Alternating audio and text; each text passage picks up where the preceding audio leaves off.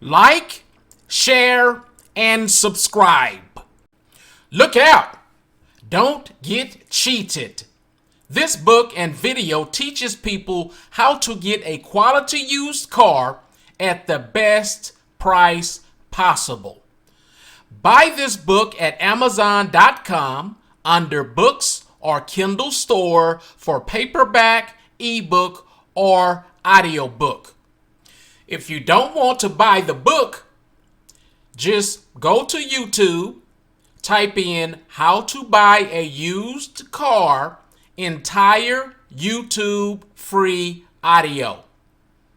Just remember to like and subscribe. You will be able to listen to the entire book for free. If you are already here, great. I have been in the car business for approximately 18 years and have been a licensed car dealer and have run my own dealership and business for about 16 years. Therefore, I know this business very well. So, do not buy a used vehicle until you have read this very short and simple book. These strategies and tactics are easy to remember and can be used for a lifetime. Introduction, overview, and what you will learn in this book. Get the best price and or the best payment terms and or the best interest rates and or the best contract terms and or a great warranty and or ensure you get a quality vehicle that will serve you well for a long time. In this book are some simple and quick must-know concepts for a car buyer to understand to be able to purchase a vehicle from a dealer and or a private party seller to get the best price and or to get the best payment terms and or to get the best interest rates and or to get the best contract terms and or to get a great warranty and or to ensure a quality vehicle that will serve you well for a long time. This very short book will give you the absolute confidence from the beginning to the end of the car buying process of how to go out and purchase a vehicle and save thousands of dollars and receive a quality vehicle that will serve you well for a long time. This book is absolutely the way to minimize the price you pay for a vehicle and or how to get the best payment terms and an absolute way to minimize the interest rate and an absolute way to get closer to the terms you want and an absolute way to get a great warranty and an absolute way to ensure a quality vehicle in any car buying deal.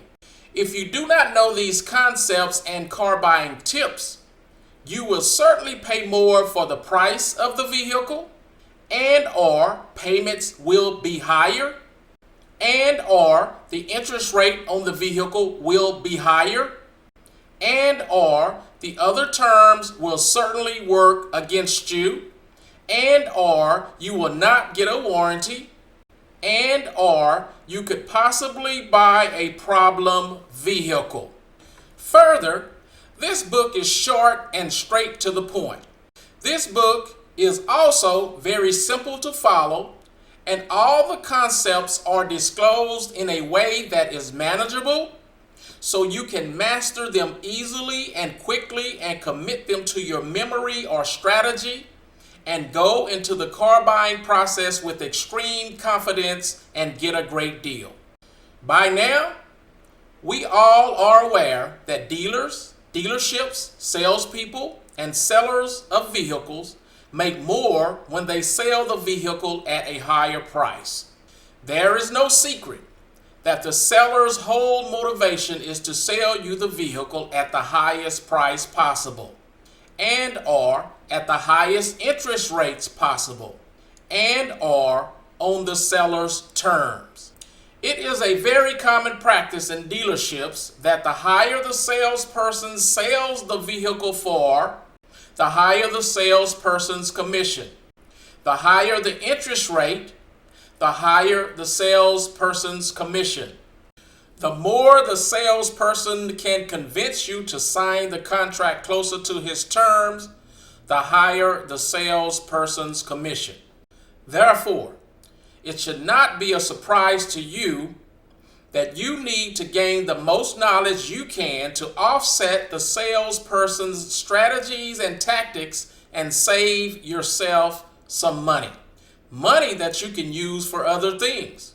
This is just common sense. The concepts and the explanations of these concepts will certainly put you at a better advantage and keep the salesperson from eating you alive. These concepts are a must-know.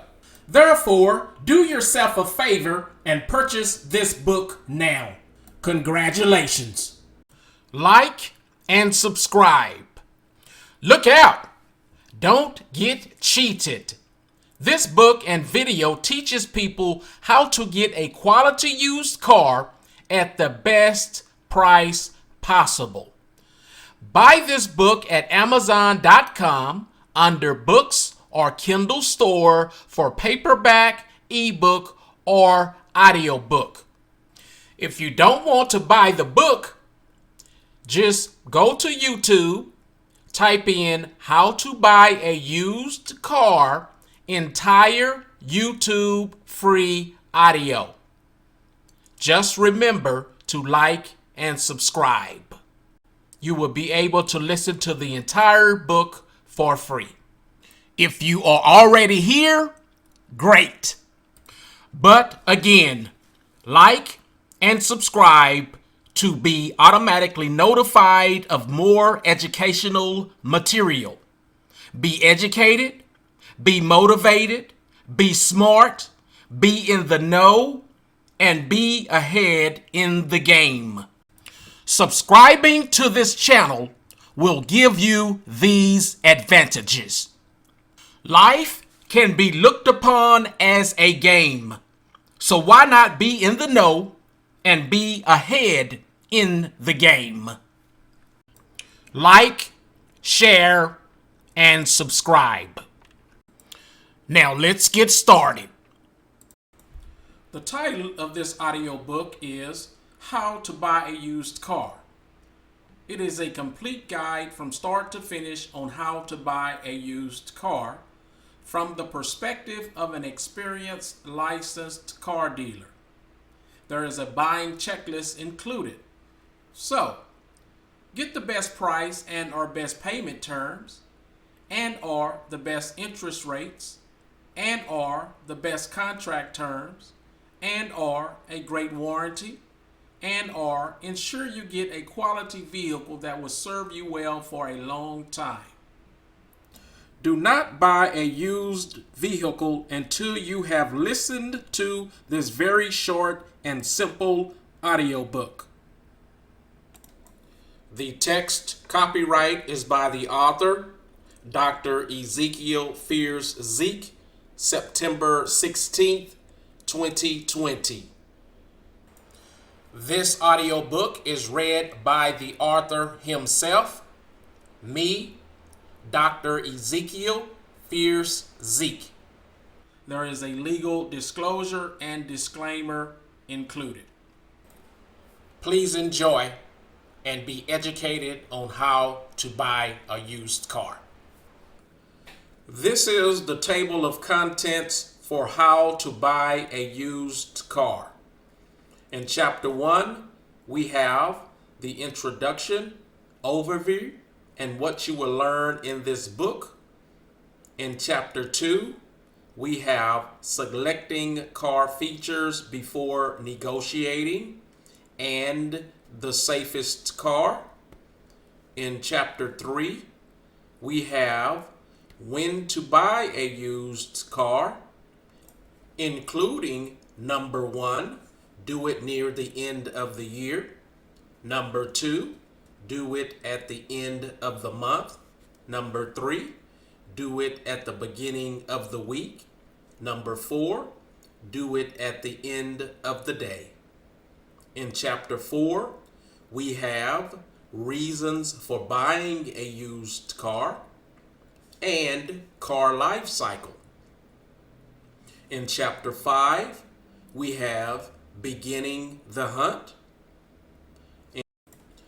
In Chapter 6, we have visiting the dealership and negotiating, and during the test drive.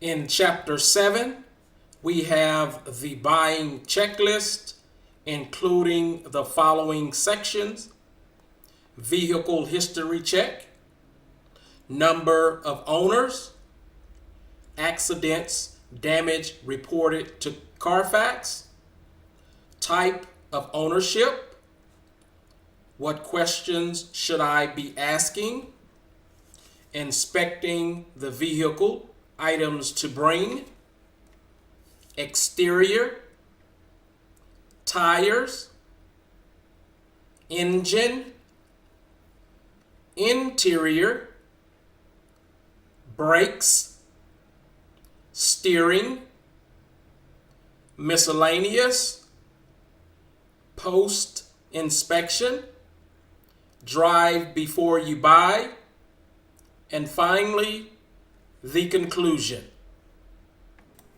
So continue to Chapter 1 and be educated on how to buy a used car. Chapter 1. Introduction, overview, and what you will learn in this audio book. Be a winner in the car buying process and save thousands of dollars, and or get a quality vehicle for less. Here are some simple and quick must-know concepts for a car buyer to understand to be able to purchase a vehicle from a dealer and or private party seller and get the best price and or get the best payments and or get the best interest rates and or get the best contract terms and or get a great warranty and or to ensure a quality vehicle that will serve you well for a long time. Do not buy a used vehicle until you have listened to this very short audio book. This very short book will give you the absolute confidence from the beginning to the end of the car buying process of how to go out and purchase a vehicle and save thousands of dollars and receive a quality vehicle that will serve you well for a long time. This book is absolutely the way to minimize the price you pay for a vehicle and or how to get the best payment terms, and an absolute way to minimize the interest rate, and an absolute way to get closer to the terms you want, and an absolute way to get a great warranty, and an absolute way to ensure a quality vehicle in any car buying deal. If you do not know these concepts and car buying tips, you will certainly pay more for the price, and or payments will be higher, and or the interest rate will be higher, and or the other terms will certainly work against you, and or you will not get a warranty, and or you could possibly buy a problem vehicle. Further, this book is short and straight to the point. This book is also very simple to follow, and all the concepts are disclosed in a way that is manageable, so you can master them easily and quickly and commit them to your memory or strategy and go into the car buying process with extreme confidence and get a great deal. By now, we all are aware that dealers, dealerships, salespeople, and sellers of vehicles make more money when they sell the vehicle at a higher price. There's no secret that the seller's whole motivation is to sell you the vehicle at the highest price possible, and or at the highest interest rates possible, and or on the seller's terms. It is a very common practice in dealerships that the higher the salesperson sells the vehicle for, the higher the salesperson's commission. The higher the interest rate, the higher the salesperson's commission. The more the salesperson can convince you to sign the contract closer to his terms, the higher the salesperson's commission. Therefore, it should not be a surprise to you that you need to gain the most knowledge you can to offset the salesperson's strategies and tactics and save yourself some money. Money that you can use for other things. This is just common sense. The concepts and the explanation of these concepts will certainly put you at a better advantage and keep the salesperson from eating you alive. These concepts are a must-know. This book entails a very concise and short but thorough, straight-to-the-point, step-by-step guide on how to successfully get a good deal on a vehicle. Directly below are 12 simple and quick must-know concepts to understand to be able to get the best price deal and or payment terms, and or the best interest rates, and or the best contract terms, and or to ensure you receive a quality used vehicle. Please read the concepts below. Then keep reading, and the following pages will explain and expound on each concept and what each means in detail, so you understand each.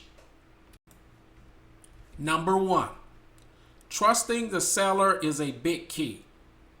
If at all possible, make sure the seller is someone you can trust. If the seller is someone you do not trust, it may be in your best interest not to buy the used vehicle. Under most circumstances, this is key. Number 2, make sure the vehicle is what you need or want in your own mind before starting the negotiating process. Number 3, make sure the car is solid and in good mechanical condition before you start the negotiating process, or at the least know and understand the issues or problems with the vehicle. Also, if you are not comfortable or confident in checking the vehicle out yourself mechanically, it is not a bad idea to have a mechanic check it out for you. In fact, it makes good sense. Number 4, have other vehicles that you are also comparing, or at least act as though you have other vehicles that you are comparing. Number 5, do not expose how much money or financing you have too soon. This depends on the circumstances to a large degree. Number 6, do not let your wife, husband, or significant other's emotions drive the negotiating process. Number 7, point out all the things that are wrong with the vehicle and point out all flaws. Look for flaws and expose them to the seller. Number 8, do not show too much love for the vehicle. Number 9, be willing to walk away or act like you will walk away if you think you are being taken advantage of, or if your terms or voice is not being heard and considered in the process. Number 10, absolutely do not be in a hurry or appear to be in a hurry or rush to buy a vehicle. Number 11, if possible, get a warranty. Number 12, do not sign anything without thoroughly reading the contract or having an attorney review the contract, if necessary. In today's car buying marketplace, a person has to be wise and be aware of all the concepts above to be able to have a successful car buying experience, to get the best price and or payment terms, and or to get the best interest rates, and or to get the best contract terms, and or to get a great warranty, and or to be able to acquire a quality vehicle. Dealerships, dealers, and sales personnel are always trying to maximize their profit at the buyer's expense. This is also the case sometimes with private sellers. When selling a vehicle, dealers, dealerships, and sales personnel are the worst at these strategies and tactics. How do I know? I have been in the car business for about 16 years and have been a licensed dealer and have run my own dealership for about 14 years. The whole game for the dealer, the dealership, and for the seller is always to get the most money they can from the buyer for the vehicle. However, there are concepts disclosed in this book to minimize the buyer's cost and or the interest rate and will get you better contract terms. This book is not written in a long version strategy. This book is written in a manner so the buyer can take a short glimpse or a long glimpse to see what they need to internalize and be aware of when buying a vehicle. This book is written specifically to help the buyer and to minimize the profits of the seller. In other words, this book is specifically written to save the buyer money.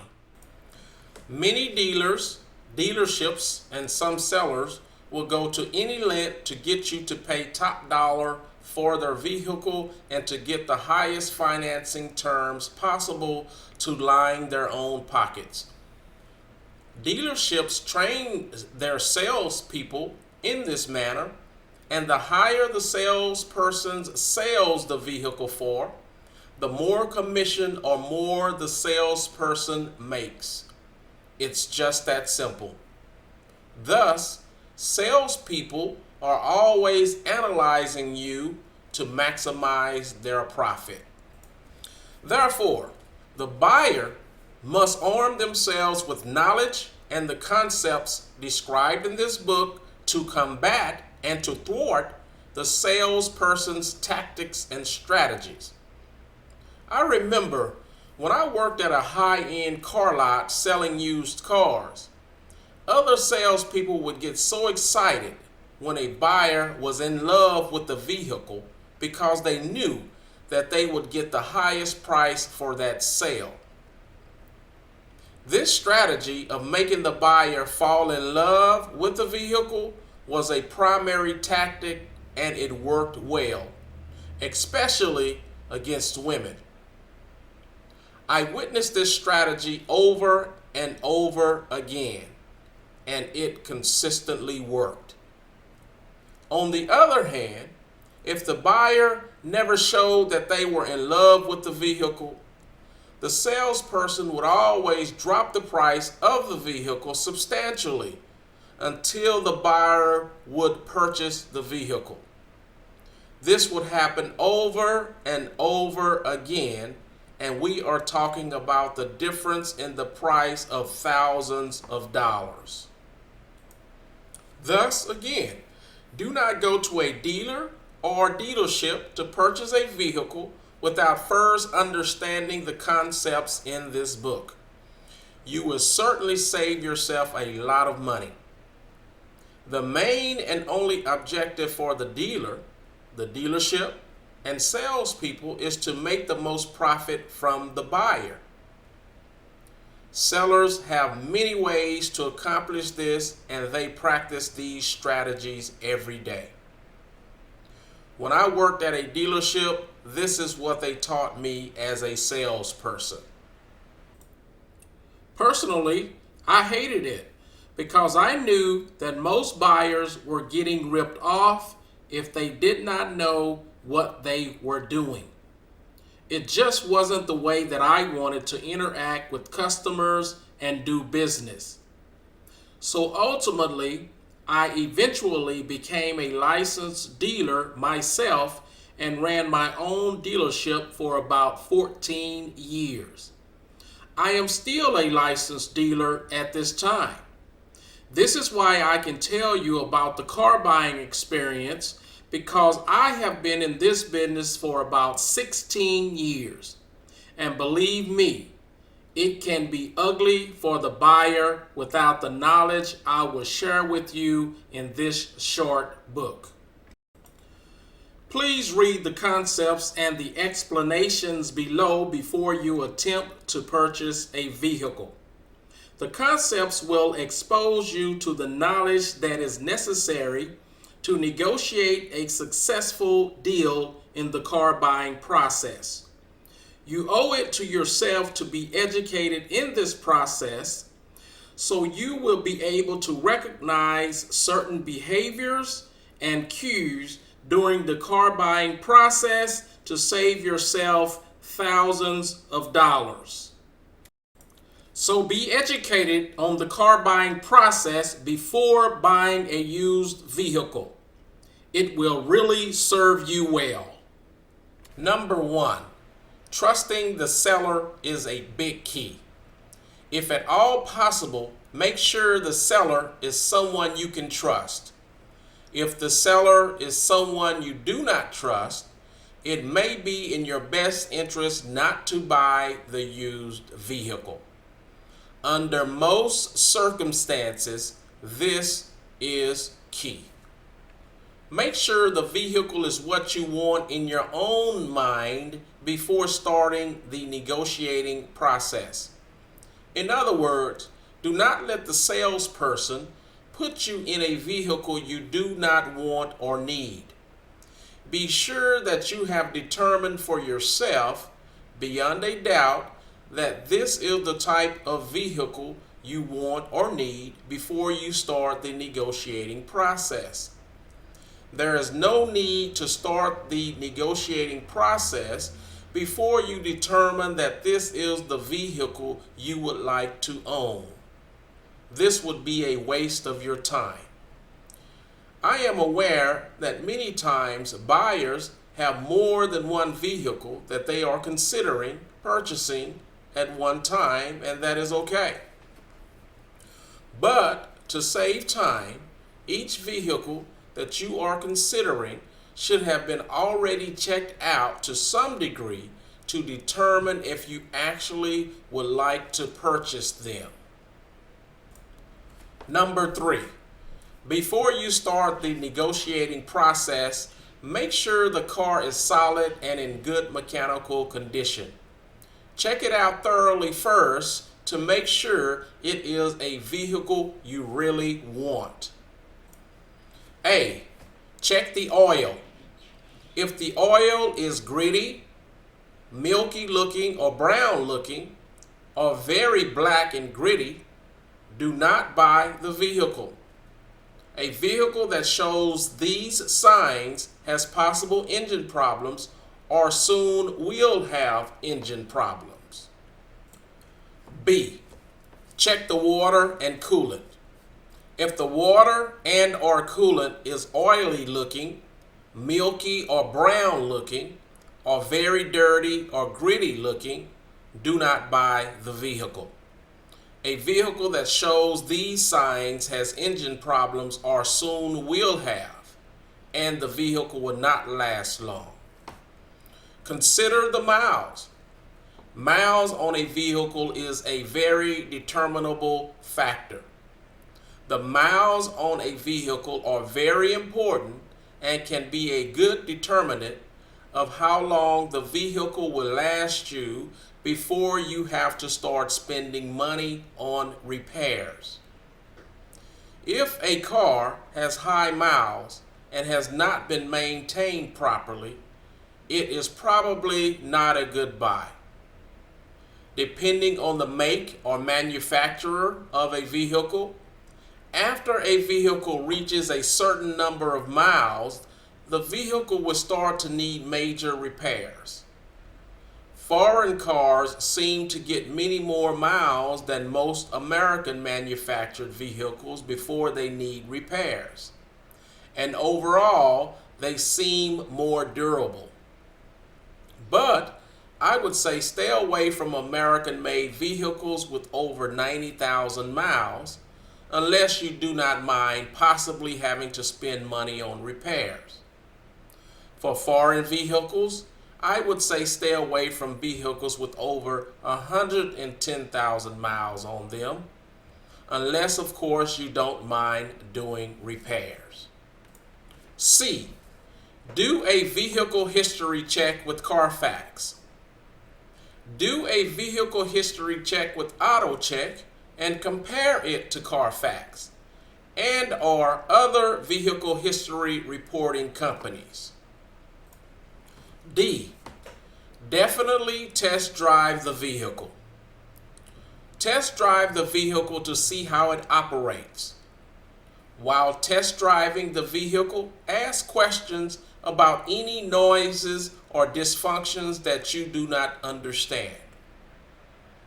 Make sure you are satisfied with the seller's explanations about the issues, or do not purchase the vehicle because you may purchase yourself a problem. Make sure to drive the vehicle for at least 30 to 45 minutes and at least 30 to 40 miles or more if time allows, because if the vehicle is going to run hot, malfunction, or if a check engine light is going to appear, in most instances it takes about this amount of time for the vehicle to do such. And again, if you're not confident or comfortable checking the car out yourself mechanically, it is not a bad idea to have a mechanic do so. In fact, it is a wise decision. Number 4, have other vehicles that you are also comparing, or at least act as though you have other vehicles that you are comparing. Having other vehicles that you are interested in lets the seller know that you have other options and that you are not sold on their vehicle or vehicles as of yet. This causes the seller to be more flexible in the negotiations and gives you more leverage in the process. Number 5, do not expose how much money you have too soon. This depends on the circumstances to a large degree. Depending on the type of buying process you are in, most of the time it is best not to expose how much money you do have. When you expose how much money you have, it sometimes gives the seller an upper hand on how to negotiate with you. Exposing how much cash you have or how much financing you have can put you at a disadvantage because it exposes to the seller to what you can bargain with and spend and what your situation is like. Sometimes it is necessary to prove to the seller that you can afford the vehicle to show that you are not wasting the seller's time. But exposing exactly how much money or financing you have maximum is not necessary and is a bad idea. It will probably put you at a disadvantage in most cases. I know in many circumstances the seller needs to be assured that you can afford the vehicle that he is selling, but he does not necessarily need to know how much money or financing you have available to you. Again, most salespeople and dealers and dealerships are trained to get the most out of you for the vehicle. Thus, these sellers start at the highest price and work downward to get the most money out of you that they can. These sellers have a highest price and a lowest price that they can sell that particular vehicle for already in play from the starting point of the negotiations. Therefore, exposing how much cash or financing you have too early can truly work against you. Number 6, do not let your wives, husbands, or significant others' emotions drive the negotiations process. Do not buy a vehicle just because you like the way it looks. The look of a vehicle is not going to make the vehicle operate correctly and serve the purposes that a vehicle is supposed to serve. A vehicle's purpose is to safely get you to and from your desired destinations. I know many women who buy vehicles based on how the vehicle looks. Not good. Or that may be okay if and only if the vehicle is in good mechanical condition. Number 7, point out all the things that are wrong with the vehicle. Point out all flaws and look for flaws and expose them to the seller. This tactic puts the seller on the defense and also creates leverage for the buyer. When you point out issues with the vehicle, you can request a reduction in the price or get better terms in the deal. Number 8, do not show too much love for the vehicle. Do not show too much love or show that you really want the vehicle because it will work against you. Once a seller sees that you are in love with a vehicle or you really want that vehicle, the seller knows or feels he has the upper hand in the negotiating process and will try to get top dollar from you. Number 9, be willing to walk away or act like you will walk away. It is simple. If the seller knows you may possibly walk away, they will honor your terms better. No doubt. Number 10, absolutely do not be in a hurry. Always take your time in the car buying process to avoid mistakes and to avoid ending up with a vehicle you really do not need or want. If possible, get a warranty. A warranty is very important to consider when buying a vehicle. If you can get a warranty and still get a good price, go for it. If not, it still may be worth buying the vehicle without a warranty. There are manufacturer warranties on some vehicles already.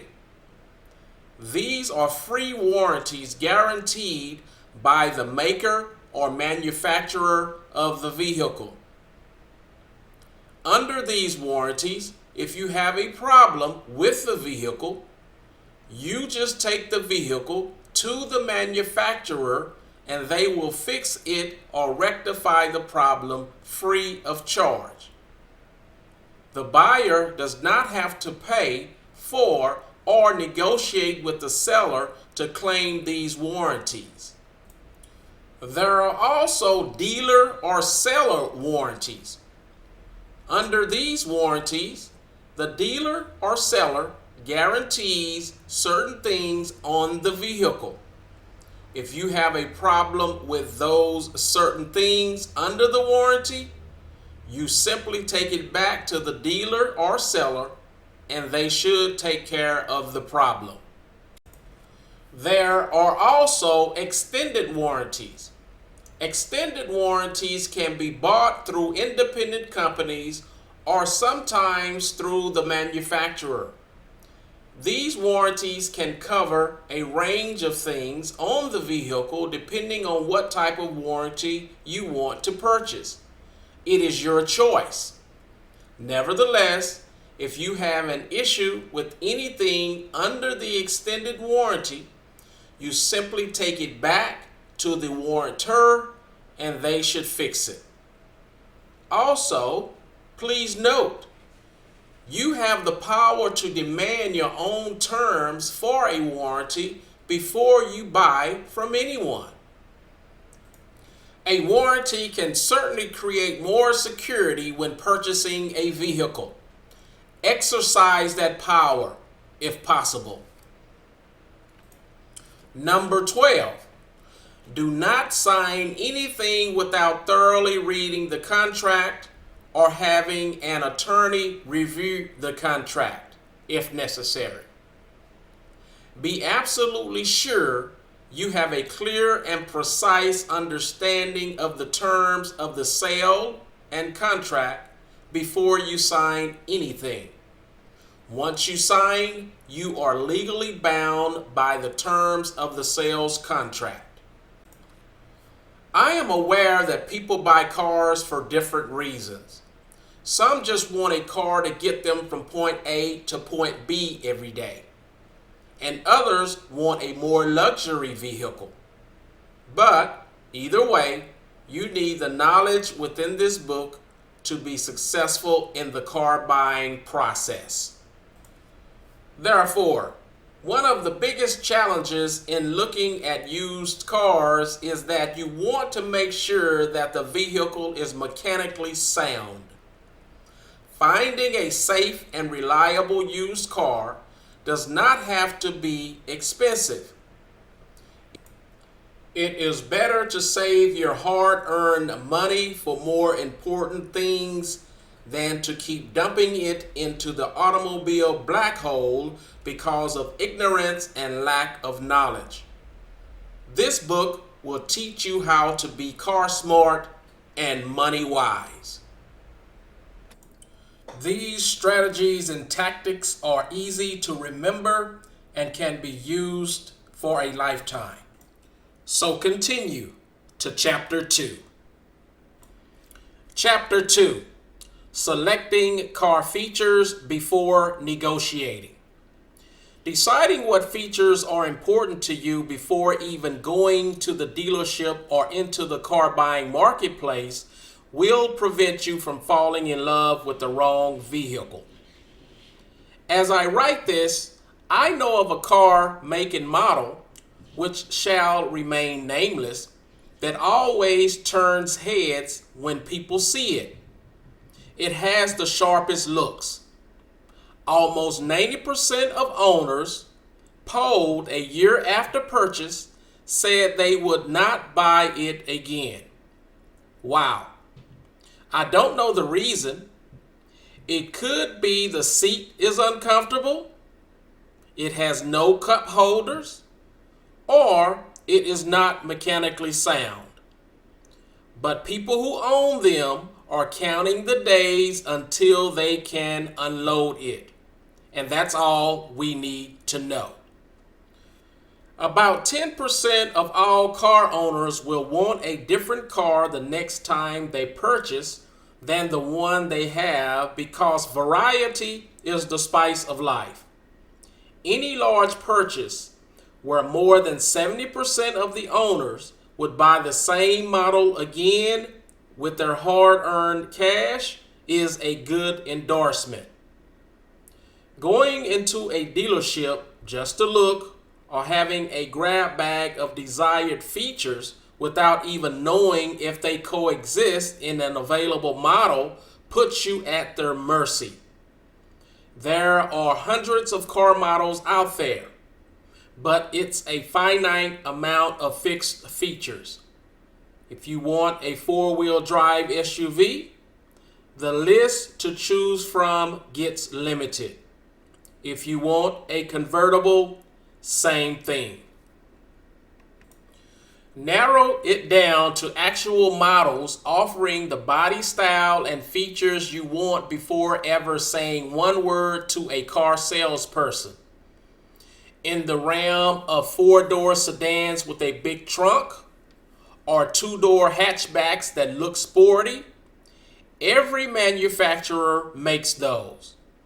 The field can be narrowed by using Consumer Reports incidents of repair, car safety ratings, option packages you like, or other criteria.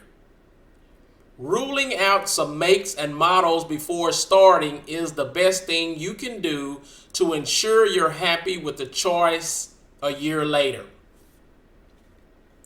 One way to start is to make a chart with 3 headers: must, desirable, and okay. If you like, add a column for to be avoided. Bring it when you visit the dealership. It provides a lot of clarity. After looking at a few cars, you might find that you're mentally ruling out a car or two that is missing a desirable feature or even an okay feature. Move it into the must category. It might be an armrest with a handheld indent large enough to hold a tube of lip gloss. It might be a sunglass holder, garage door button, or some other tiny feature not usually mentioned in the specs. You might be aware of it twice every time you drive, so it's worth optimizing. Mentioning it to the car salesman is useful. He knows cars, so he can suggest additional models having your desired features. Some vehicles have standard equipment, such as side airbags. The safest car. If you've ever slammed on your brakes for all you're worth in a fender bender, did it feel like all you needed was a few more feet and it would have been a miss? The insurance companies notice that too. Models with shorter stopping distances tend to have lower premiums because they have fewer fender benders. While actual stopping distance varies with road conditions, the 60-0 industry standard provides model capability under identical conditions, allowing relative comparisons. Some smaller cars have lower death and severe injury rate per 1,000 miles driven than the huge SUVs and large cars. There was a reason why James Bond drove a 2-seater and eluded the bad guys. And it wasn't just those nifty cutting blades in the hubcaps. If you want a safe car, begin your search with the shortest stopping distance and work up until you find a car you like. Now continue to Chapter 3. Chapter 3. When to buy a used car. A set of wheels is no longer considered a luxury, but a need for today's standards. And whether this would be the first or 5th time you're getting a vehicle, understanding the steps behind this purchase will make sure all that effort and saving is well worth the trouble. Wherever you are, whatever time zone you are in, there is one very important factor to consider before even deciding to buy a car. And that factor is known as timing. Just like any other commercially available product, there are, believe it or not, the best times to buy a vehicle. Certain times of the year make conditions favorable to you as a buyer. Taking note of these factors can spell the difference between a great decision and a time of regret.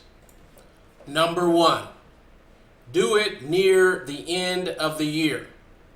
The rationale behind this tip lies within the limited number of stock of a particular car models nearing the end of a year.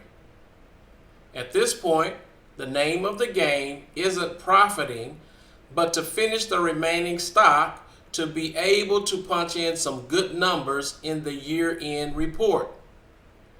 As a buyer, you stand to get better offers on the last few remaining units in a dealership if you decide to buy your car somewhere around November or December. If you decide to shop in the middle of the year, you're going to find yourself in a sea of other customers who probably have a bigger budget. Car sales professionals would want to spend more time on them instead of you because they'll believe that they can get a higher commission. Sales professionals will also bring their A game when it comes to negotiating prices and interest rates because people will have larger budgets.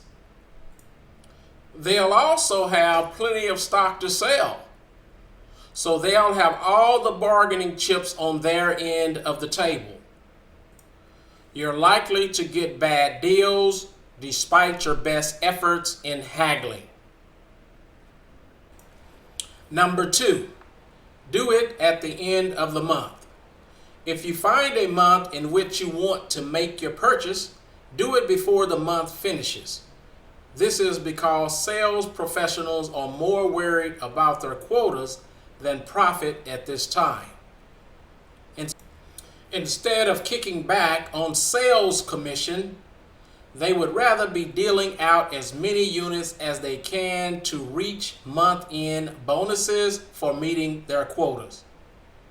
They'll be more inclined to give in to lower rates because they need to close the sale to add to their sales count. Doing your shopping at the beginning of the month when their defenses are renewed will only lead you to disappointment. Sales personnel are only interested in high-yielding sales at the start of the month because they still have plenty of time to worry about their quota. Number 3, do it at the beginning of the week. Dealership showrooms are jam-packed with interested families on the weekend. The staff will have their hands full just entertaining questions. You may even find yourself speaking to several different people in one visit because the last person you've spoken to had probably forgotten about your conversation because that family of 6 just came in looking for a Hummer.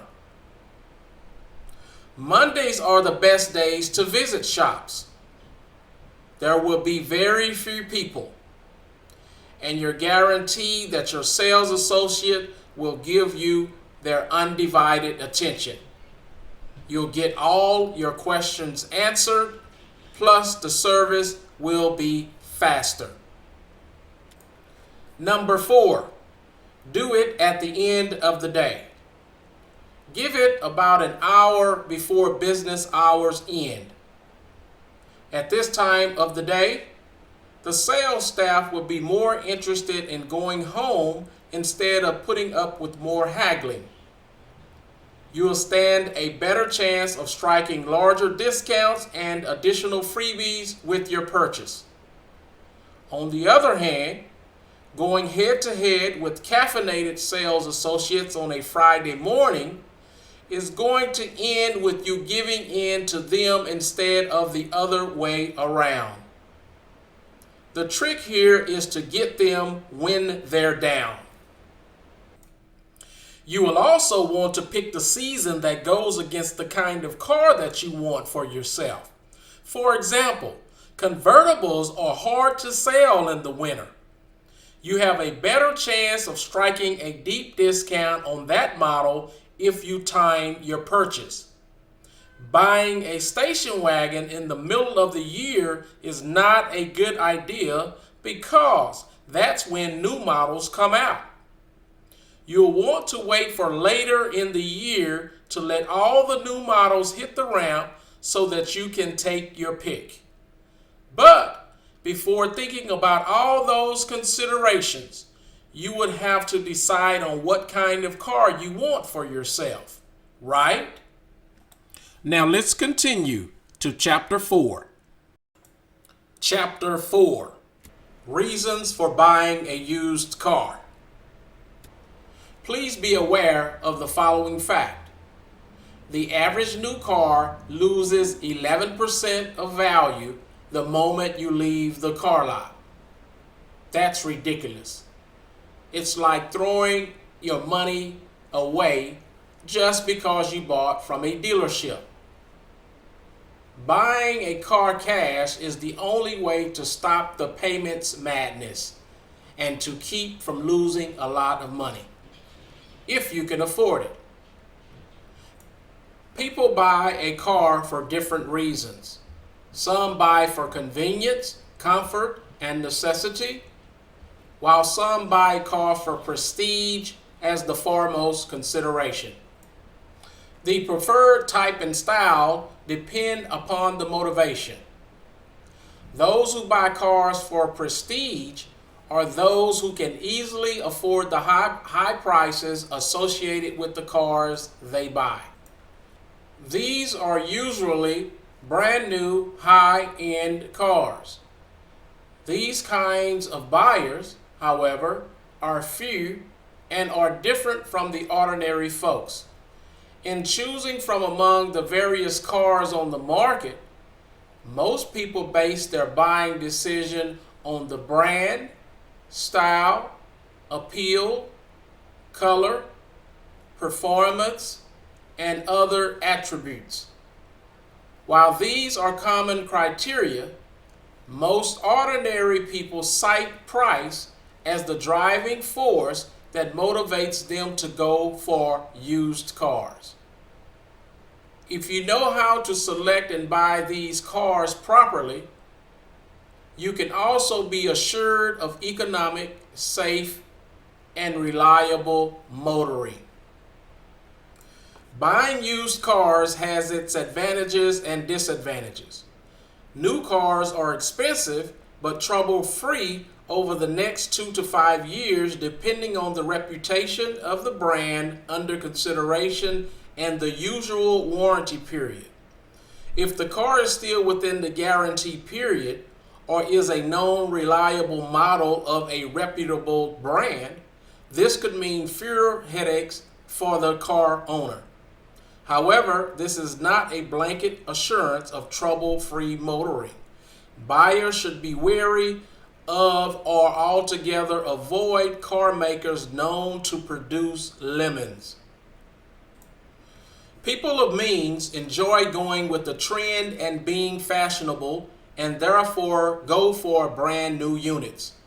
To them, the cost is not a factor, and they love the reputation that the general public attaches to people with brand new cars. To understand better the attractive incentive for people to buy a used car instead of new, the practical reason is highlighted by car life cycle. The book value is how accountants record the value of cars in their books for accounting and tax purposes. As one of the ways they calculate the value of their car assets, they depreciate the initial value of the car uniformly over the life of the car and record the remaining value at any time as book value. For example, a car bought new for $20,000 is depreciated over its 10 years of useful life. As such, its annual value decreases uniformly at about 1/10 of the acquisition price. At the end of 10 years, the book value is almost zero or no value. The market value, however, is determined differently. Market value is based on how much sellers are willing to sell and how much buyers are willing to buy. It is how much people put value into the particular car at a given time. After about 3 or 4 years, the market value of the car becomes almost half the initial price, then tends to hold their value for 2 to 3 years more. After that time, the market value drops off fast. Investment-wise, buying a new car has its serious downside from the financial viewpoint of practical people. Aside from being very expensive, thus requiring high upfront expense, brand new cars lose a significant part of their value once they leave the showroom floor. They depreciate fast at almost 3 to 4 times during the first 2 years of their lives, and then the rate of depreciation stabilizes. Cars bought new lose from 30 to 40% of their value once they leave the showroom and depreciate further down to the 3rd or 4th year. From that point on, the depreciation becomes minimal and the price stabilizes. This means that after about 3 or 4 years, a car acquired new is now worth about half its original price, and that it holds this depreciated value for another 2 or 3 years. After that time, its value will be determined mainly by its mechanical condition, which by now is on the downswing. A well-designed and well-built car usually starts to break down after 7 or 8 years of normal use due to wear and tear. A lemon or a less than good car starts to break down right after or even before the factory warranty period is over. That is after 2 to 3 years. Therefore, buying a 3 or 4 year old good car and selling it after using it for another 2 to 3 years makes a lot of sense, provided the car is well chosen. We should be buying a used car before its mechanical life starts catching up. That means further that a good car should be mechanically sound and remains reliable and trouble-free during the period. And this can happen if the techniques and suggestions discussed in this book are considered and followed. It is possible to trade on equity when buying a used car. Equity, as applied to properties including cars, refers to the amount that an owner owns in his car.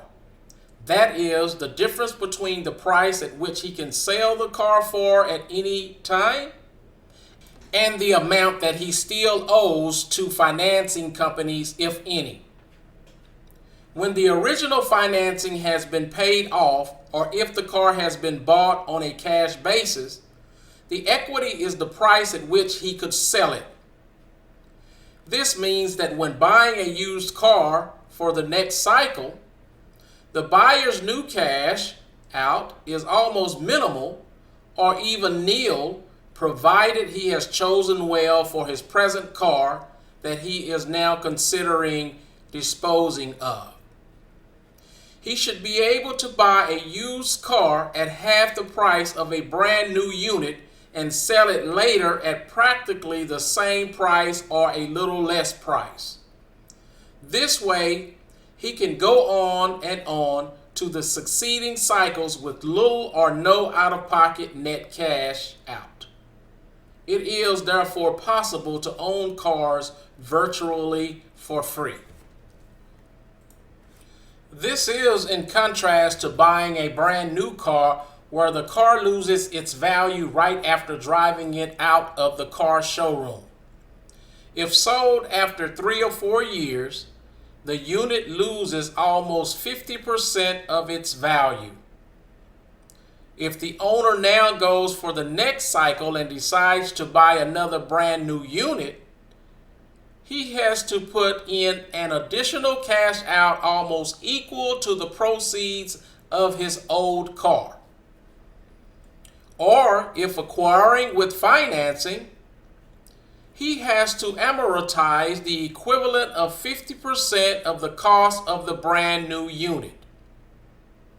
This is indeed a very expensive and wasteful exercise for a practical person if the intent is only to have a good, reliable, and trouble-free car for daily transportation. Obviously, buying a used car makes a lot of sense financially. And if the suggestions in this book are considered, a used car buyer also enjoys trouble-free motoring over the next 2 or 3 years. He buys a 3 to 4 year old used car cheap and sells it at practically the same price after using it for 2 to 3 years. The 2 to 3 years period is before the used car starts incurring serious repairs that come naturally with age. The cycle goes on and the buyer continues trading on equity. Now let's continue to Chapter 5.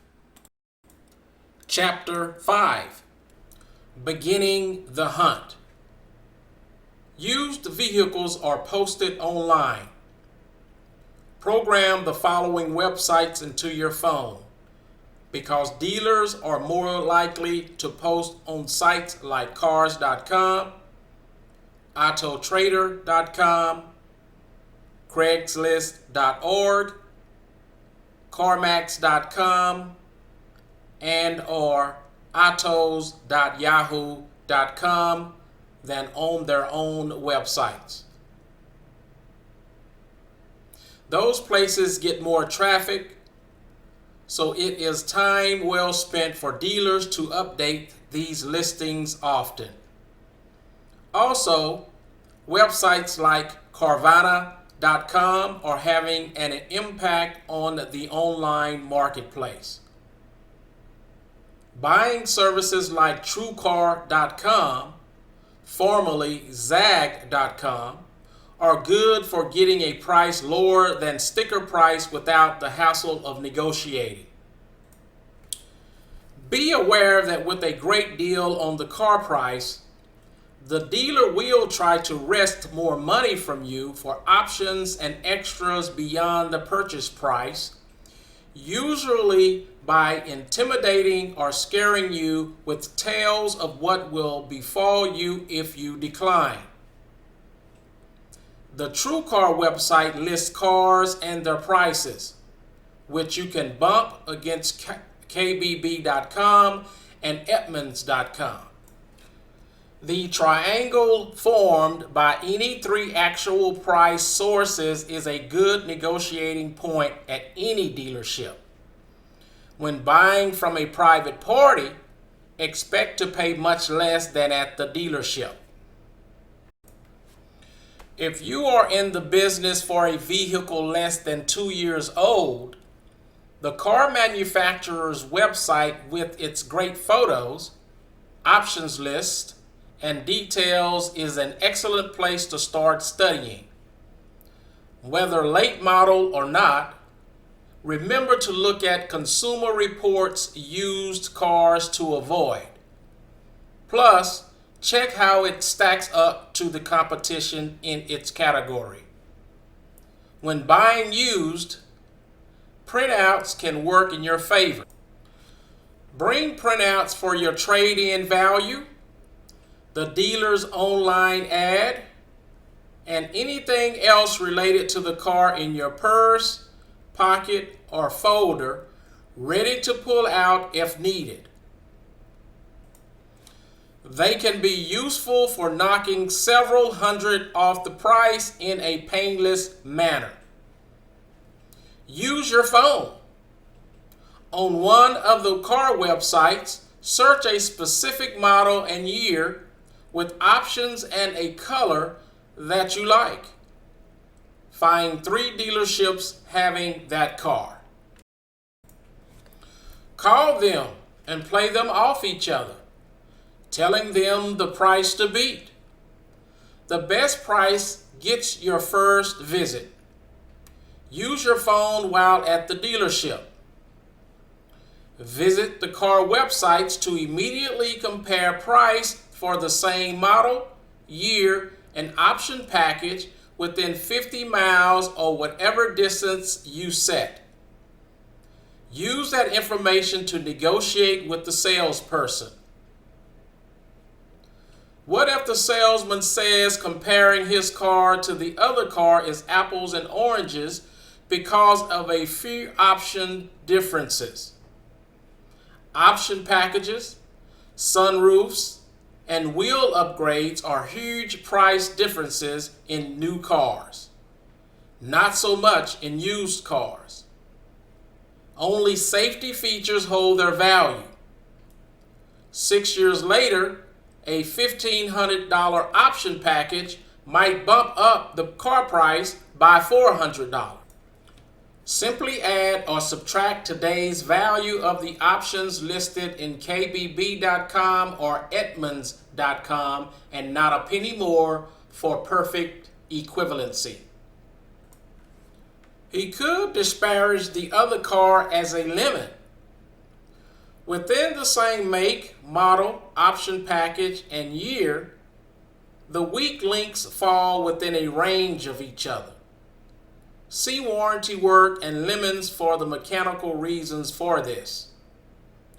His argument is based on the notion that seeing the car is important, that looking at photos of it and negotiating over the phone exposes you to lemons. I know an engine designer and can tell you with absolute certainty that there is no visual inspection for lemon hood. There's nothing to see by any definition of the word. The incidence of repair is related to model and year. Pick a good model and a good year, and there's a 95% chance you will incur the average repairs expected for that car. This isn't improved upon by looking. Checking for completion of the recall repairs on that car can be performed with a computer and the VIN.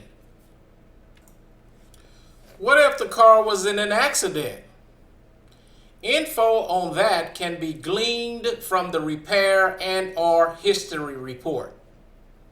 I grew up around cars in all stages of repair and have been a licensed dealer for about 14 years, and to make it short, eyeballing the completed job tells you nothing about the scope of the damage. With today's labor rates, it doesn't take much to push a vehicle into totaled. Years ago, they would repair even smashed up cars. Today, bent parts are replaced with brand new parts to keep labor costs down. Better than before. Every car insurance company has people on staff who know car repairs, and they call the shots on whether to repair it or just cut a check for the car value. Could the guy at the shop take a total car, repair it on the side, and sell it? Sure. He would be a guy with an illegal side business. Due to licensing and VINs, that's a short-sighted way to make money, since it's not if, but when he will be caught. The likelihood of an illegally repaired total car ending up here is like not walking on the sidewalk because a car could swerve off the road and strike you. Yes, both could happen. If you can spot it, great. But walk on the sidewalk. If the repair history gives no hint of being in a big accident and nothing else about the sale is fishy, give it no more thought. There will always be sad stories of bad experiences. Still, walking on the sidewalk is advisable until horns start blaring. Another sales rep argument against choosing a car based on liking the spec sheet and the online photos is that he'll switch the car, post info and photos of a better car and sell you a worse one. That is a good argument if you're buying brand new or leasing new. Used, almost impossible. The dealer would have to have two 2012 XYZs in the dark blue, model LS with the black leather seats, and one of them worth $3,000 more. It would have to be financially lucrative to publish materials online that would serve as evidence, resulting in a certain conviction in a court of law if the customer noticed that he marketed one VIN but sold another. The final argument is that differences in mileage makes them apples and oranges. Dealerships love to charge more for low mileage cars, but when every car can make it to 250,000 miles, a 10,000 mile difference hardly affects use during the first 15 years.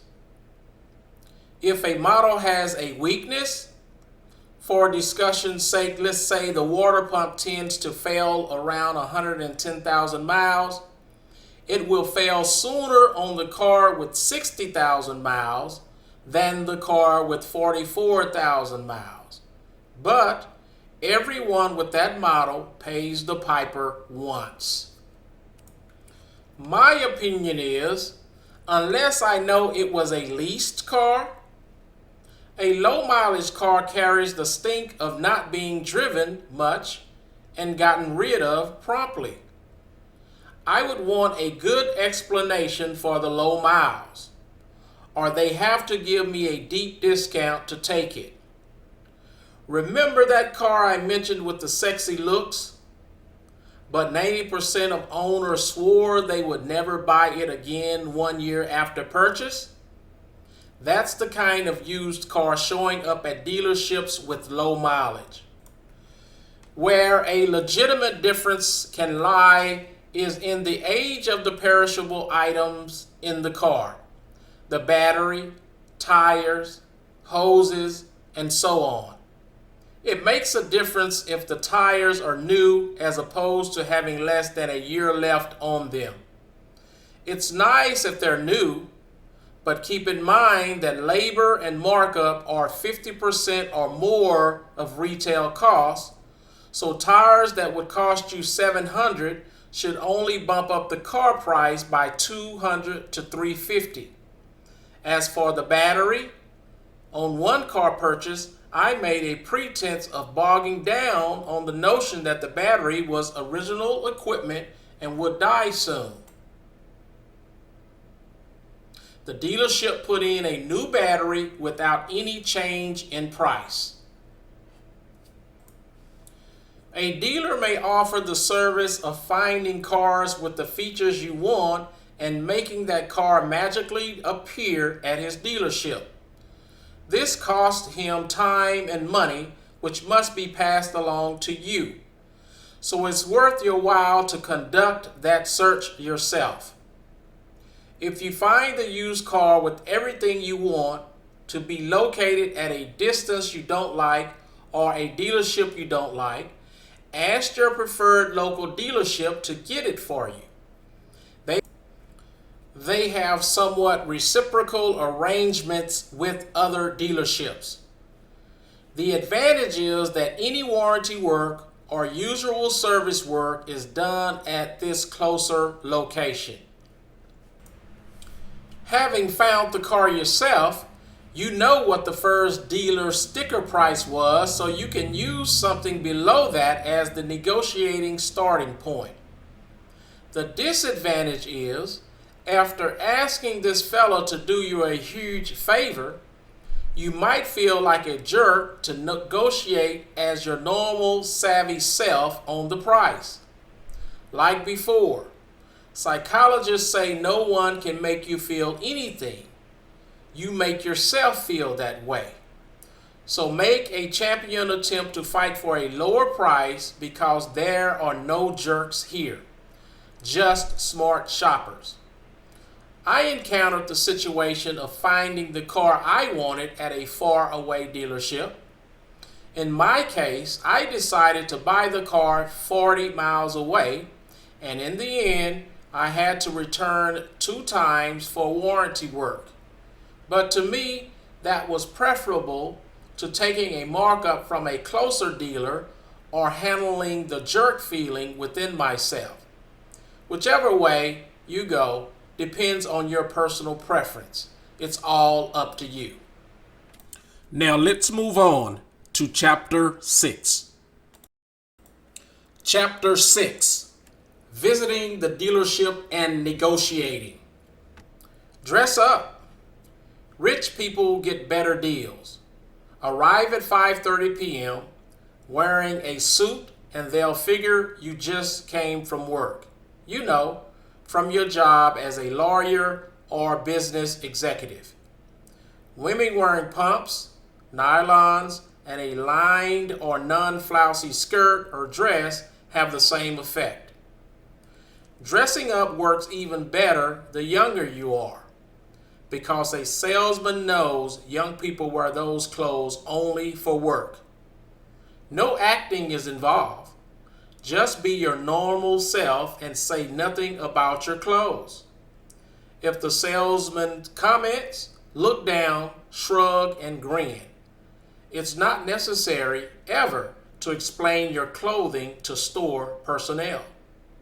In fact, it's their job to avoid being annoying. Letting them know immediately whenever it feels annoying helps them do a better job. The second thing is to show up in a clean car. Nothing on the dashboard, vacuumed, shine on the outside, clean tires. Those 2 things, dressing professionally and having a clean car, regardless of how old and even if not trading it in, pegs you as a responsible person, someone who attends to details, who probably has a good credit rating. Well-off people get the best deals, not poor people who need a good deal. Just like at the bank, well-off people get the lowest interest rates and no-fee checking. Poor people pay more. The dealership and the bank are in total agreement on this. Both want solvent, responsible people as customers. Salespeople become good at judging people. That's what they think. All they do is employ stereotypes based on clothes and posture. If a customer walks in after 5 from their CNC operator job with steel toes and dirty plaid shirt still on, they will have trouble getting a rep even though they are ready to write a check from their checking account with $25,000 in it. They won't even be told about the $100 off deal. It sounds shallow and too easy to just change clothes and get better deals. It's true everywhere. The dealership, the mall, the furniture store. Statistically, it's true, but not every single time. When it's important, it's worth improving your odds. By this time, you either have an exact car in mind or a handful of models you want to test drive. You know your ceiling price and know your interest rate.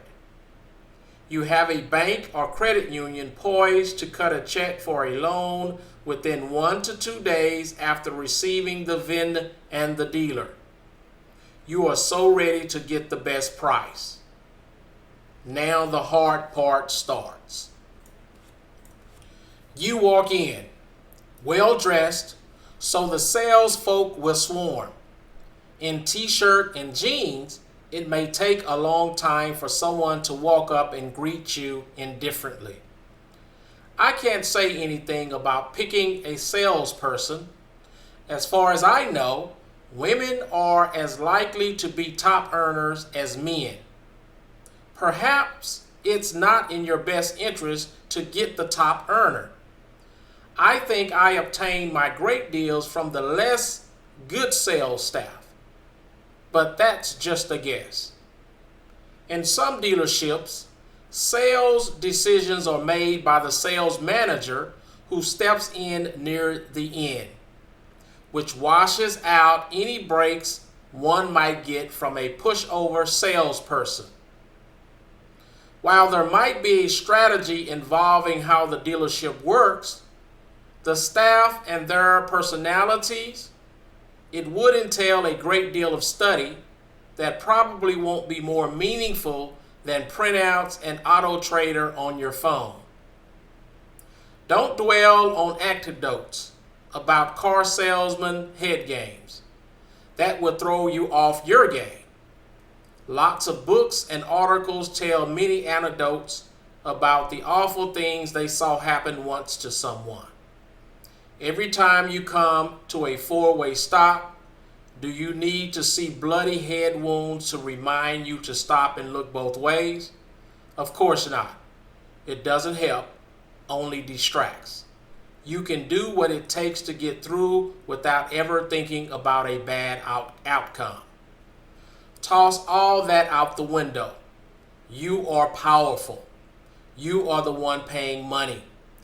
They are here to serve you and not annoy or inconvenience you. In sports and politics, there is a solid bit of advice about playing your own game rather than reacting to the other guy's game. That's what you need to do here. Play your own game. Know what you want. Know what help or advice you require of your sales rep, and tell him your definition of good service whenever he's falling short. Also, very important, it's perfectly okay to ask for a different salesperson if this one is not a good fit. They need you. Changing the salesperson is preferable to you walking out. Asking for a different salesperson sets the right tone. You can't be messed with. Most car sales reps will pump you for personal information in a friendly interest sort of way. Don't cooperate. They will ask where you live to calculate your demographics as well as scrounge up some connection so you bond with them. If you're skeptical that this is what's going on, give them a different town than your real one. One with a much lower or much higher average household income to test what effect it has. You will be surprised, I guarantee it. During the whole process, you may find yourself fending off personal questions about your finances, what you intend to do with your old car, how much you can afford, seasoned heavily with subtle and quite effective positive comments that touch your buttons. The salesman seems to understand your soul so well that you're tempted to give truthful answers to his very impertinent questions. Be strong. If you have great social skills, then steer the conversation another way.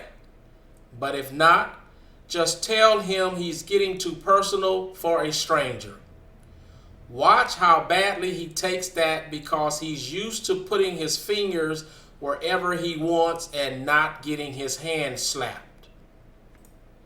The only thing he needs to know is what model and year or dollar range you want to look at. If you were looking at dishwashers and the salesman started asking about your current bills and wanted to help you calculate how much dishwasher you could afford, it would be laughable. Well, when it's a car, it's funny too. However, some dealerships will not even entertain you as a customer unless they do a credit check first. Nevertheless, freely pump the salesperson for information on options and features. That's what he's there for. Tap him or her for their knowledge. Show him your must, desirable, okay list to see what he suggests. If you're open to considering other models with your key desired features in the same price range, let him know.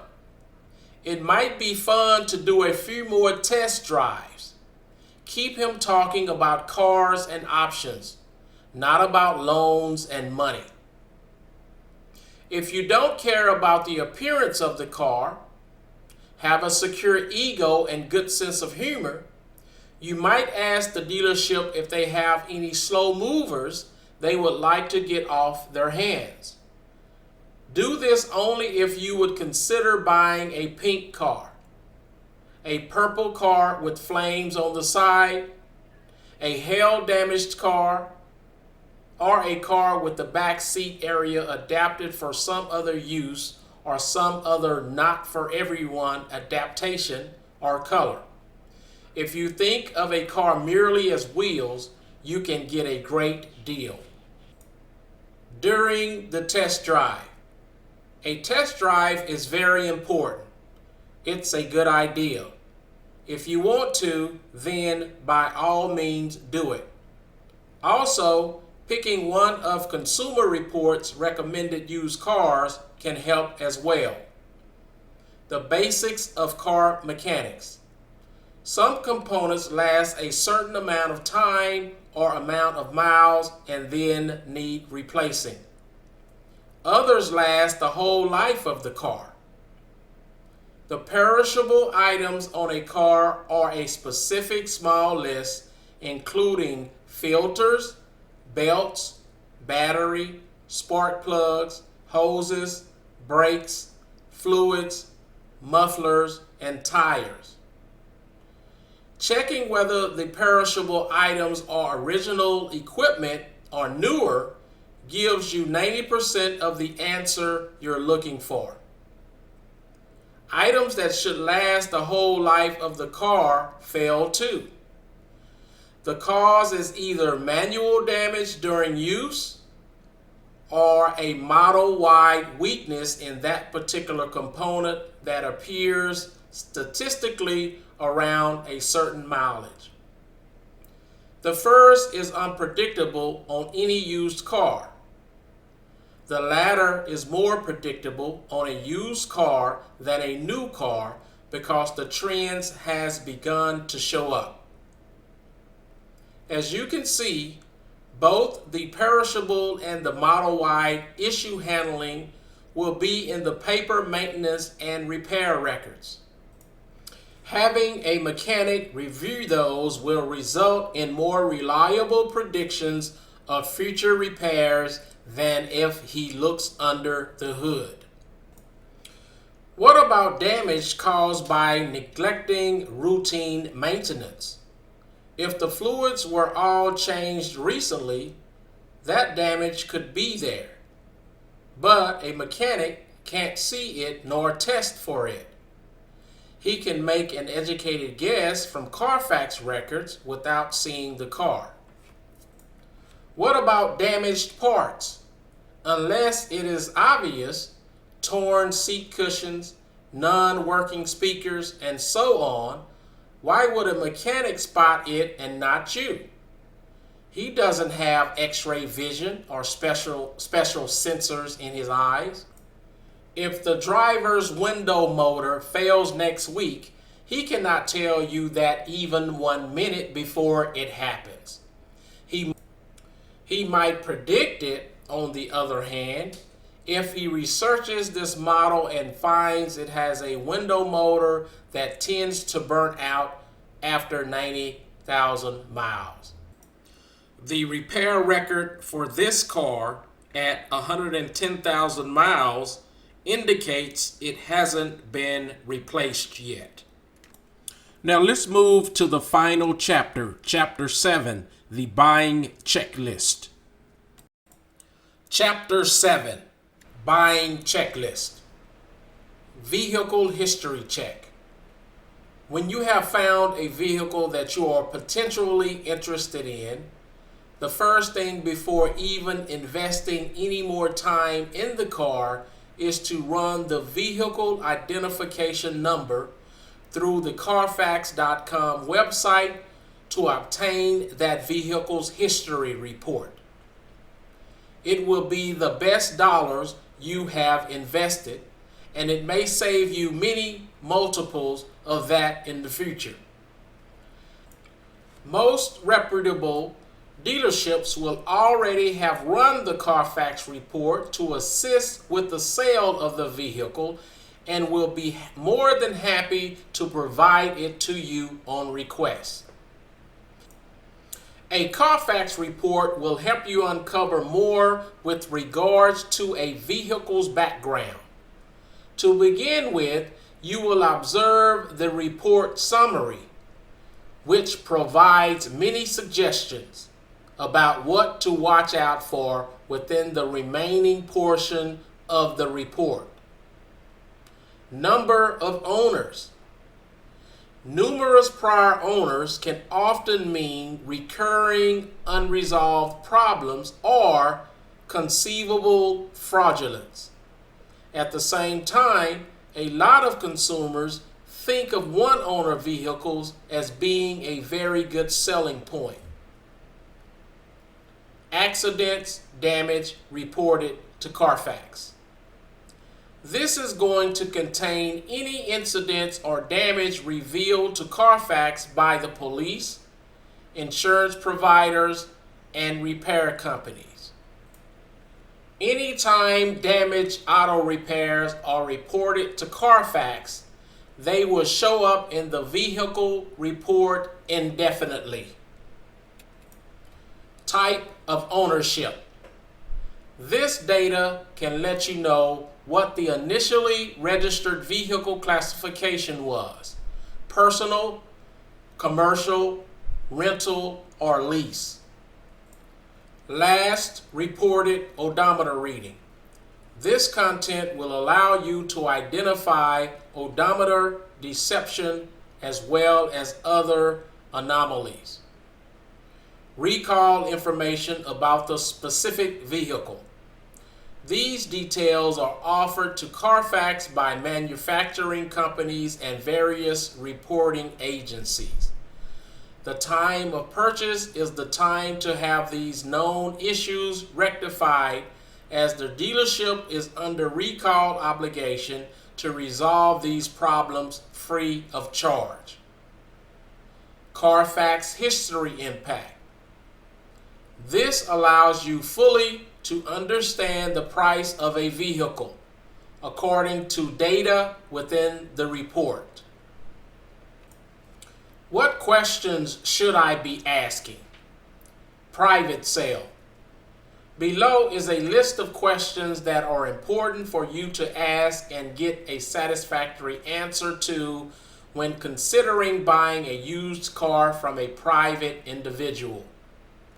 You don't necessarily have the same comeback as you would buying from a dealer.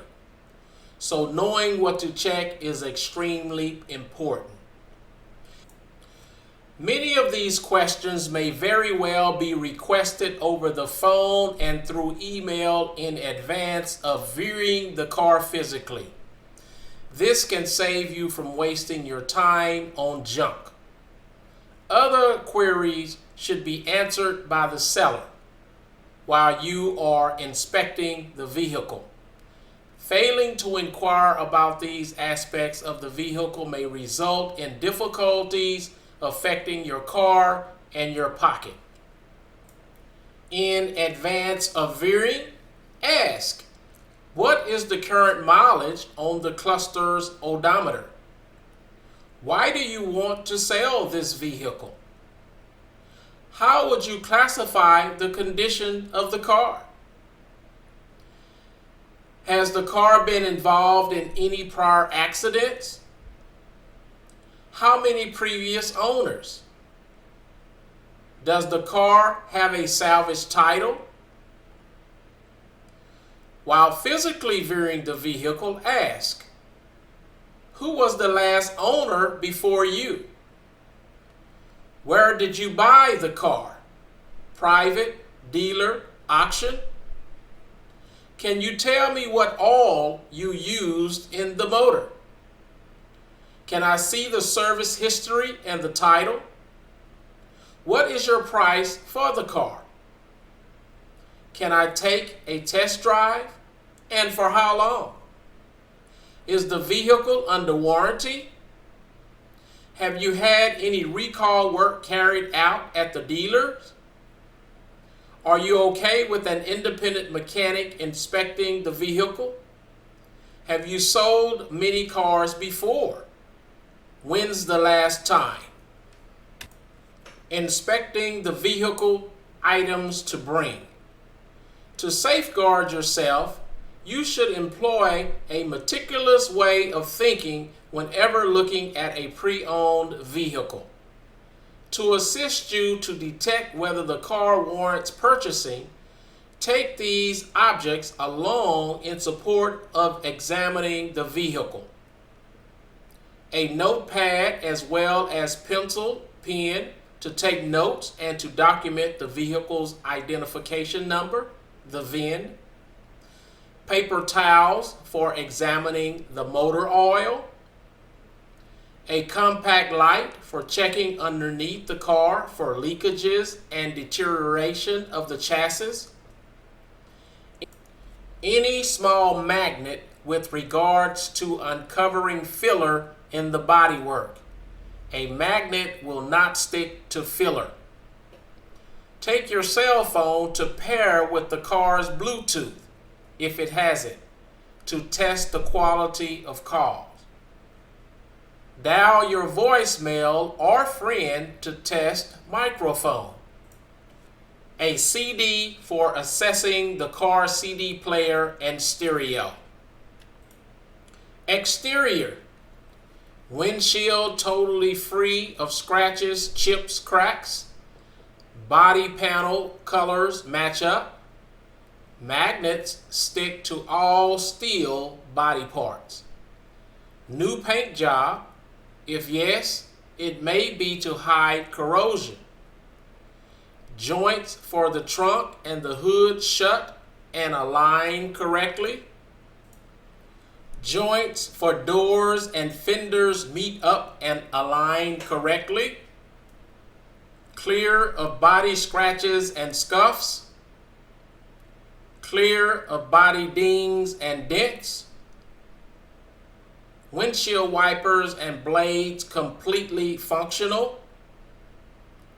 Car headlights and directional lighting undamaged and completely functional.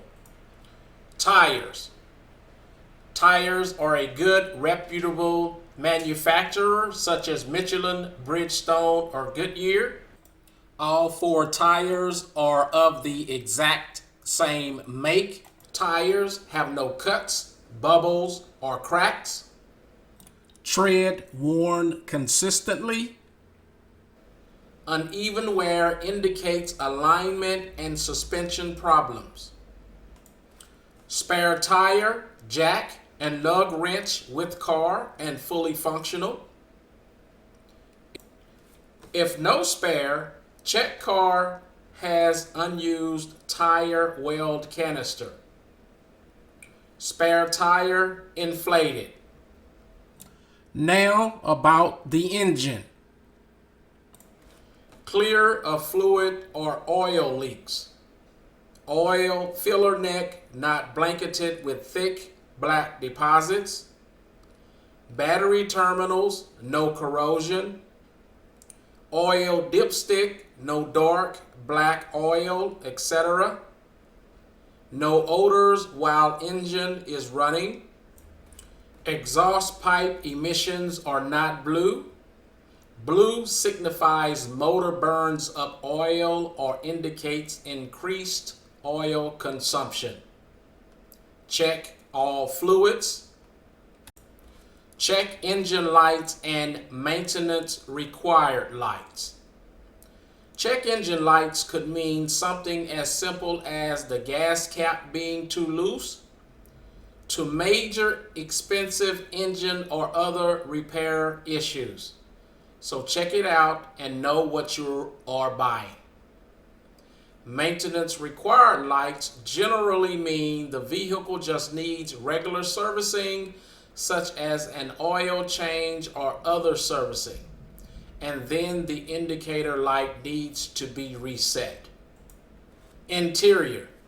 Trunk opens and closes freely. All gauges work. Seats not torn or cracks or rips. All doors open and close freely. Stereo and or CD player works. Doesn't have a strong scent of air freshener. This may suggest something is being concealed. Windshield wipers work. All buttons work. Brakes. Vehicle steers straight and doesn't pull to one side when applying brakes. Parking brake engages and disengages. No grinding noises when applying the brakes. Wheels do not lock when applying anti-lock brakes, if applicable. Steering. Vehicle does not drift to one side or the other.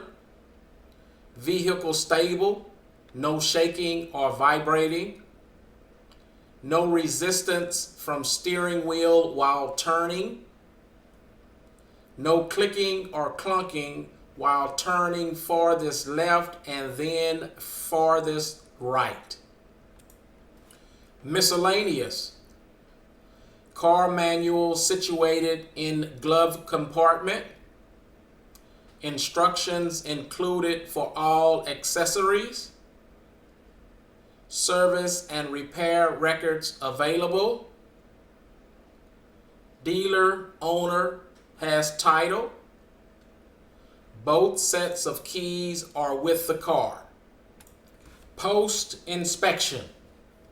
Walk away if the seller would not let you perform any of the above mentioned checks. Don't feel like you need to rush while inspecting. The seller needs you more than you need them. If you have discovered something that you are not sure about, get a mechanic to inspect further. Items you find on your checklist are great for negotiating the asking price downward. Drive before you buy.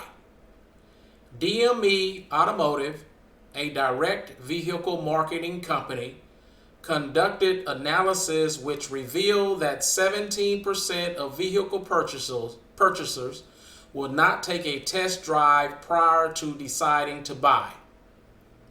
An additional 33% only took a basic 10-minute ride around the neighborhood in just one vehicle.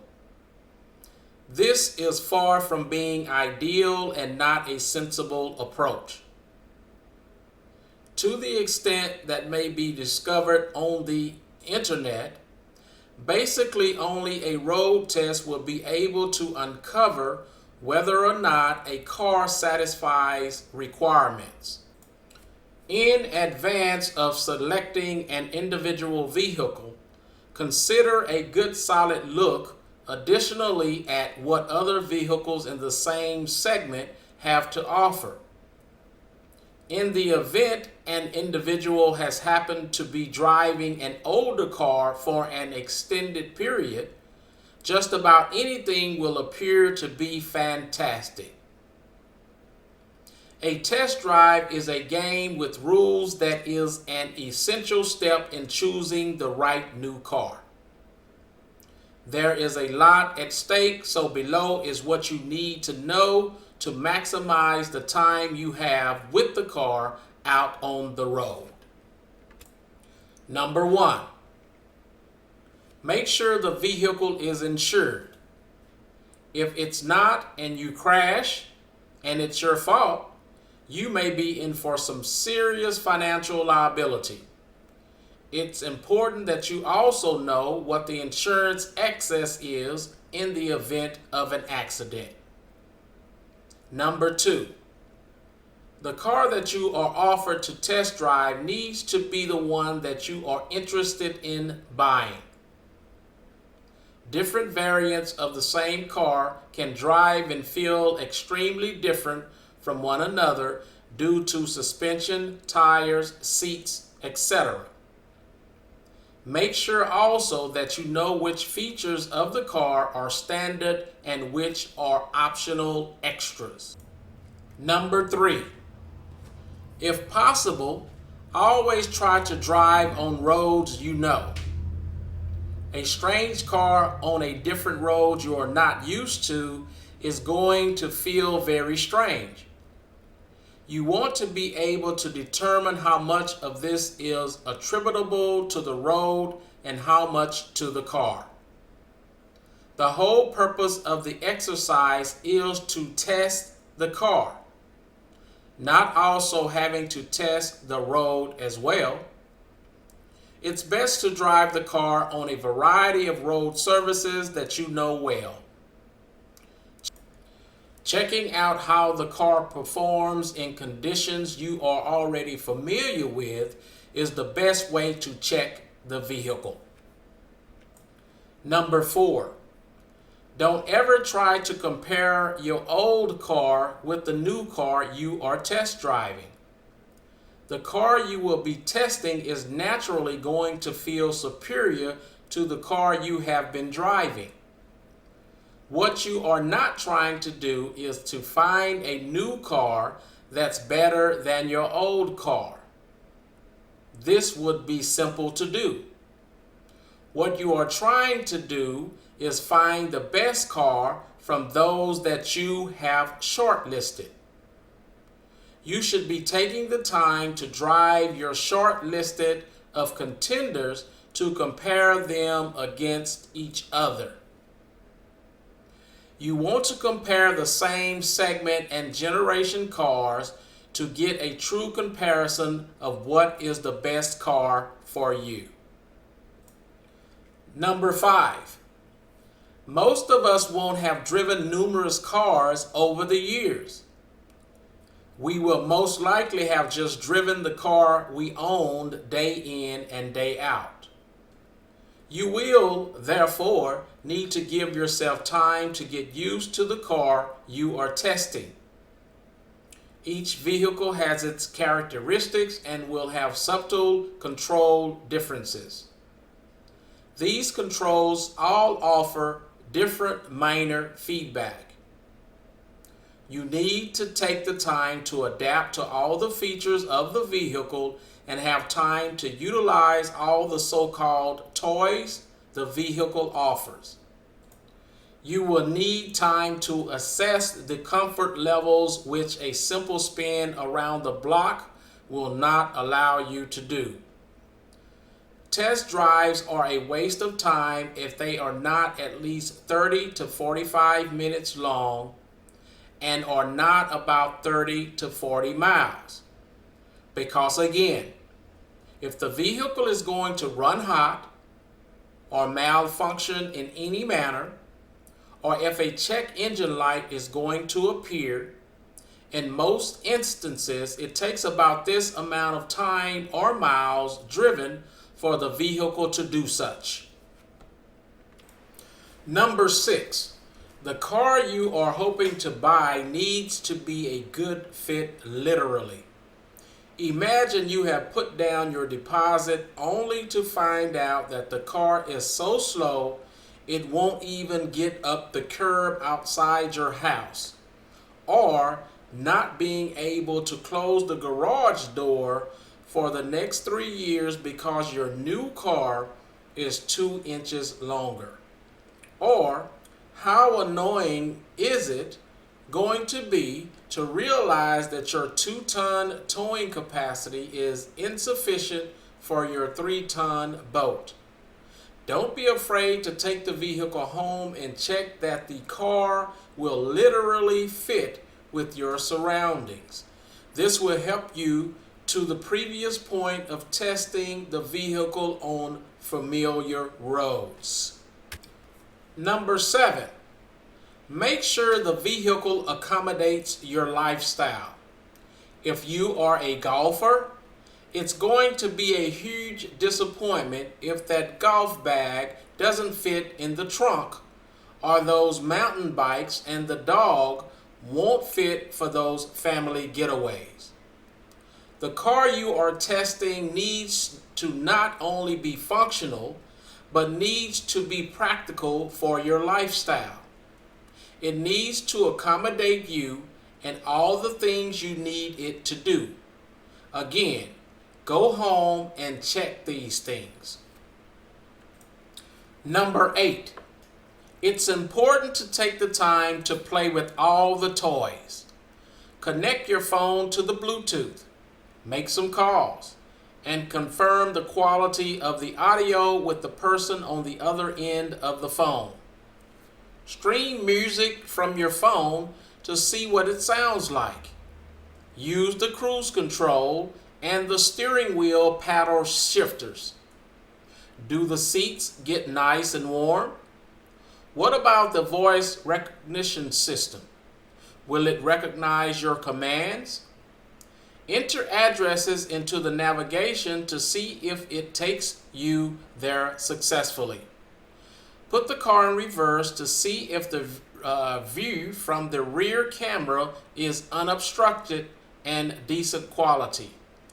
Not all cars will have the previously mentioned gadgets, but the message is to play with all the toys you know are on the vehicle.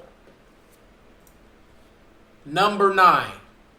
Another tip is to use some of the time on your test drive to sit in the passenger seats front and back. Being a passenger is a terrific way to ascertain the ride quality and to notice things that you may not when you are otherwise engaged as a driver. Number 10. Make sure you reset to 0 the trip meter at the beginning of your drive, so whenever you return, it will give you some decent indicator of the likely fuel consumption you can get in the real world. Depending on how you drive, those official fuel consumption figures are sometimes wildly inaccurate. Look at the real world fuel consumption right after the test drive before getting betrothed to a gas guzzler. Number 11. In your mind, you're thinking about the test drive assessment. In the mind of the salesperson, they are planning test drive seduction. They know if they get you inside that vehicle, you are usually quite likely going to fall in love with the car. Their closing sales techniques are all that closer. They want you to want that car. They will want you to want it bad. The test drive is foreplay. They want to get you in that car so that they can make their move. This means you need a strategy. You'll want to drive your complete shopping list of 3 or 4 cars, then go home and sleep on it. Any car, irrespective of how wonderful it is, regardless of how amazing the sales pitch was, the car is still, at the end of the day, a thing. Take your time because it's going to wait around, unlike your significant other half. That car isn't going to get upset should you get up and decide you want to drive another test car tomorrow. There is no obligation with a test drive. No matter what you do, never fall in love with any car on your first date.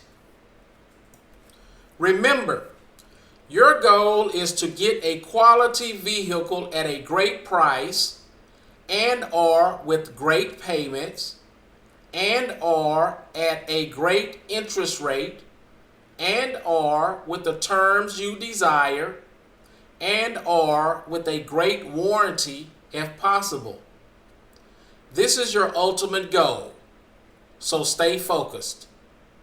Therefore, if you get any of these, or any part of these, you have accomplished your mission.